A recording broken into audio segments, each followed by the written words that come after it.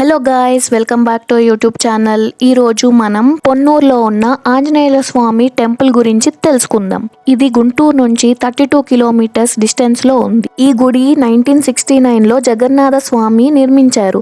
ఇక్కడ ఆంజనేయ స్వామి 24 అడుగుల ఎత్తు విగ్రహంతో మనకి దర్శనమిస్తారు. ఇక్కడ 11 ప్రదక్షిణలు చేసి కోరిక కోరుకుంటే నెరవేరుతుంది అని భక్తుల నమ్మకం. కోరిక నెరవేరిన తర్వాత మళ్ళీ వచ్చి 108 టైమ్స్ ప్రదక్షిణలు చేస్తారు.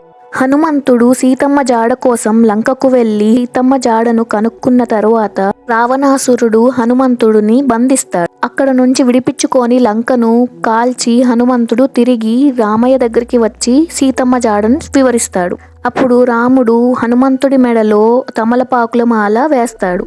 దాంతో ఆంజనేయ స్వామి ఉగ్రం తగ్గి శాంతపడతాడు. అందుకని ఆంజనేయ స్వామికి తమలపాకులతో పూజిస్తారు. పొన్నూరు వాసులది ఒక చిన్న స్టోరీ తెలుసుకుందాం రండి. ఇద్దరు బ్రాహ్మణులు ఉండేవారు. ఒకరి పేరు కాశీభట్లు, ఇంకొకతను తన అక్క కొడుకు నందూరి గుణగోవింద్. కాశీభట్లు గోవిందు ఇద్దరూ కలిసి బనారసి తీర్థయాత్రకి వెళ్తారు. కాశీభట్లుకి ఎంతో కాలం నుంచో పిల్లలు లేరు. అయితే ఇక్కడికి వచ్చిన తర్వాత కాశీభట్లు గోవిందునితో ఒక ప్రామిస్ చేస్తాడు. నాకు కనుక కూతురు పుడితే నీకిచ్చి పెళ్లి చేస్తానని చెప్తాడు. వెంటనే గోవిందు అక్కడే ఉన్న పవిత్ర నది అయిన భవనారాయణ స్వామి మరియు గట్టు మీద ఉన్న కొన్ని చెట్లను సాక్ష్యాలుగా పెడతారు. తిరిగి ఇద్దరు బనారసి నుంచి పొన్నూరుకి వచ్చేస్తారు. అనుకున్నట్టే కాశీభట్లుకి ఒక కూతురు పుట్టింది. తను యుక్త వయసు రాగానే కాశీభట్లుకి గోవిందునికిచ్చి పెళ్లి చేయడం ఇష్టముండదు. అందుకని గోవిందు మళ్ళీ సాక్ష్యాలను పిలుస్తాడు. అయినా కాశీభట్లు పట్టించుకోడు. ఆ రోజు నైట్ నిద్రపోతున్నప్పుడు డ్రీమ్స్ లో మళ్ళీ ఈ పవిత్ర నది అయిన నారాయణ స్వామి కలలోకొచ్చి హెచ్చరిస్తాడు. పొద్దున లేచేసరికల్లా ఇంటి ముందు నది పొంగి పొర్లుతూ చెట్లు ఇంటి ముందే ఉంటాయి. ఆ వార్నింగ్ కి భయపడి కాశీభట్లు గోవిందునికిచ్చి తన కూతురుతో వివాహం చేస్తాడు. ఇది పొన్నూరులో రియల్ గా జరిగిన స్టోరీ.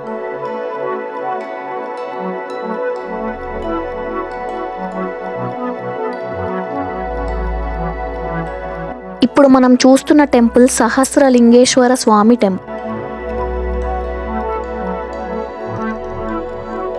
ఆంజనేయ స్వామి గుడి పక్కనే రాహుకేతువు గుడి, సహస్రలింగేశ్వర స్వామి గుడి, ఆ పక్కనే పాండురంగ స్వామి గుడి, నవగ్రహాలు, విఘ్నేశ్వర స్వామి గుడి ఉంటాయి. ప్రతి గుడి ముందు ఒక అఖండ జ్యోతి వెలుగుతూ ఉంటుంది. ఎప్పుడు మనం చూస్తుంది ఇప్పుడు కాలభైరవుడి ఆలయం.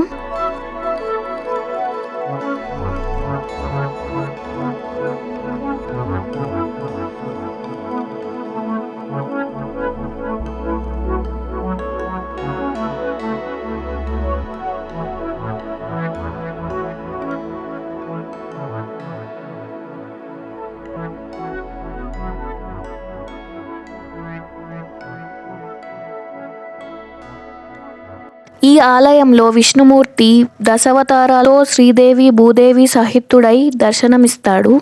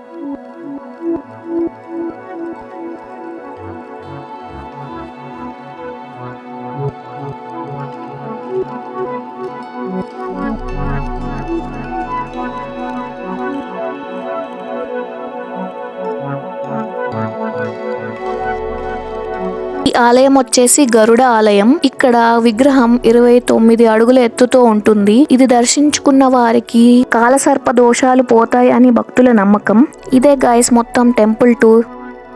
Thanks for watching.